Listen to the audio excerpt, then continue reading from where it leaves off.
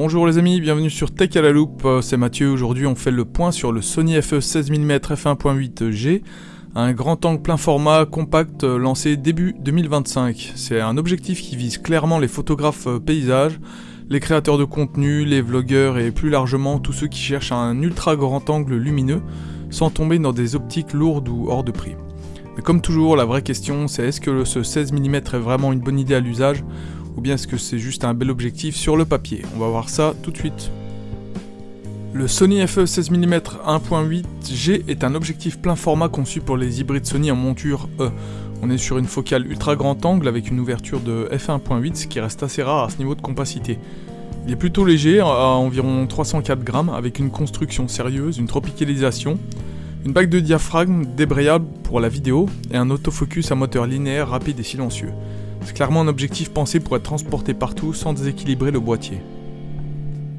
Petit tour d'horizon rapide des tests de la presse spécialisée et globalement le verdict est très positif. Du côté des sites anglo-saxons, Photography Blog lui attribue 4,5 étoiles sur 5 avec la mention Highly Recommended, donc hautement recommandé. Il salue le piqué des f1.8, la compacité, le poids très contenu et un autofocus rapide et silencieux, aussi bien en photo qu'en vidéo. Chez Optical Limits, la note est de 7,5 sur 10. Le site met en avant la qualité d'image globale et le poids plume, tout en pointant un vignettage élevé et une forte dépendance aux corrections logicielles. Après, côté presse française, Phototrend.fr lui donne la note de 8,6 sur 10 et Réponse Photo, le magazine de Réponse Photo, monte jusqu'à 95% en soulignant la qualité de fabrication, la tropicalisation et le très bon comportement en photo comme en vidéo. Donc en résumé, la presse est assez unanime, c'était pas un objectif parfait sur le plan optique pur, mais c'est un objectif ultra grand angle moderne, compact et très cohérent. Alors un point important à savoir avant de l'acheter, c'est que monté sur un boîtier APS-C comme un Sony A6700, un A6400 ou bien encore un ZV-E10, le 16 mm devient un équivalent 24 mm. Donc résultat, on a un grand angle très polyvalent qui est idéal pour la street photo, le reportage ou la vidéo à main levée. En revanche, sur APS-C, il est clairement plus cher et plus gros que des objectifs conçus spécifiquement pour ce format.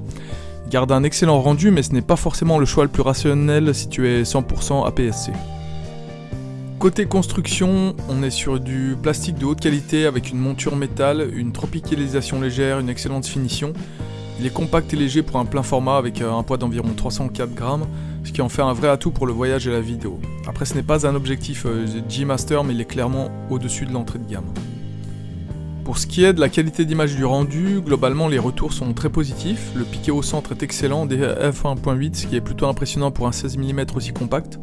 En fermant un peu le diaphragme autour de f2.8 à 5.6, l'image devient plus homogène, y compris sur les bords.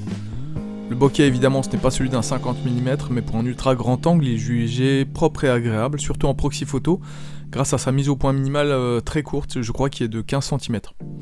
En revanche, deux points reviennent souvent, un vignettage marqué surtout à pleine ouverture, et une forte dépendance aux corrections logicielles, notamment pour la distorsion en RAW. Donc rien de dramatique en pratique, mais c'est bon à savoir.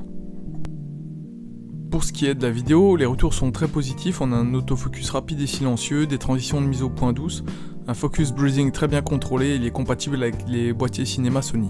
C'est typiquement un objectif pensé pour le vlog premium, les plans immersifs, la vidéo documentaire ou les plans large ciné. Donc sur un Sony FX3 ou un A7S3, il s'intègre parfaitement dans un setup pro léger. L'ouverture à f1.8 change vraiment la donne pour un 16 mm plein format.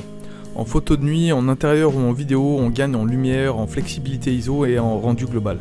Alors évidemment le bokeh reste modéré, on est sur un ultra grand angle mais à courte distance, la séparation sujet-arrière-plan est bien là, avec un flou propre et progressif. Pour ce qui est des autres options disponibles, quand on regarde le marché, le véritable concurrent direct de ce Sony c'est clairement le Viltrox 16 mm f1.8.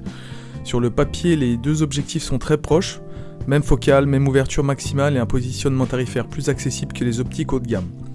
Après la grosse différence c'est au niveau du gabarit et du poids, le Sony FE 16 mm ne pèse qu'environ 304 grammes tandis que le Viltrox dépasse largement les 550 grammes. Donc sur un boîtier hybride compact ça change vraiment l'équilibre, surtout en voyage ou en vidéo à main levée. Face au Sony 14 mm f1.8 GM on est sur une autre philosophie. Le 14 mm offre un angle encore plus spectaculaire et une qualité optique très haut de gamme, mais il est beaucoup plus cher et plus lourd. Et surtout, il possède une lentille frontale bombée, ce qui empêche tout simplement l'utilisation de filtres vissants classiques. Pour les photographes paysages ou vidéo, c'est une vraie contrainte. Le Sony 20mm f1.8G reste aussi une alternative crédible avec un excellent piqué et une belle compacité, mais on perd clairement le côté ultra grand angle du 16 mm. Au final, le Sony FE 16mm f1.8G se distingue surtout par son rapport angle-ouverture-poids.